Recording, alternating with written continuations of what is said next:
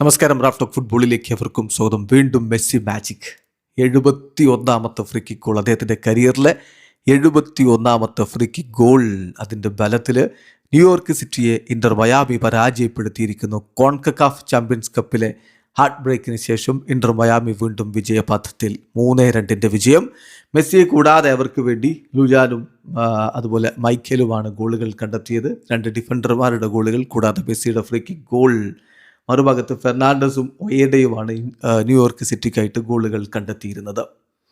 New York സിറ്റിയുടെ മൈതാനത്ത് വെച്ച് നടന്ന മത്സരത്തിൽ അലൻ്റെയും സിൽവറ്റിയും മെസ്സിയും സെഗോവിയയും ചേർന്നുകൊണ്ടാണ് മയാമിയുടെ നീക്കങ്ങൾ നയിച്ചുകൊണ്ടിരുന്നത്. പക്ഷേ 4ാമത്തെ മിനിറ്റിൽ തന്നെ ഡിഫൻഡർ ലുയാനിലൂടെയാണ് ഇന്റർ മയാമി ആദ്യ ഗോൾ കണ്ടെത്തുന്നത്. പക്ഷേ പിന്നാലെ ന്യൂയോർക്ക് സിറ്റി പണി കൊടുത്തു. 17ാമത്തെ മിനിറ്റിൽ ഫെർണാണ്ടസിലൂടെ അവരുടെ ആദ്യ ഗോൾ, തുടർന്ന് ഒയേഡയിലൂടെ 59ാമത്തെ മിനിറ്റിൽ അവർ 2-1 ലീഡിലേക്കും കടന്നുപോയി. പക്ഷേ മെസ്സി എന്ന മജീഷ്യൻ മറുഭാഗത്തുണ്ടല്ലോ, അദ്ദേഹത്തിൻ്റെ ഫ്രീ കിക്ക് ഗോൾ 61ാമത്തെ മിനിറ്റിൽ പിറക്കുന്നു.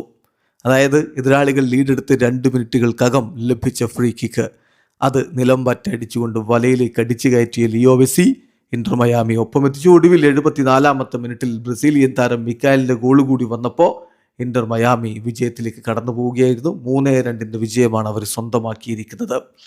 ഇതോടുകൂടി ഇപ്പോൾ MLS ഈസ്റ്റേൺ കോൺഫറൻസിൽ 5 കളികളിൽ നിന്ന് 10 പോയിന്റുള്ള ഇന്റർ മയാമി 3ാം സ്ഥാനത്ത് നിൽക്കുന്നു. വീഡിയോ അവസാനിക്കുന്ന. ഫുട്ബോൾ ലോകത്തെ കൂടുതൽ വിശേഷങ്ങളുമായി റാഫ് ടോക്സ് എത്താം.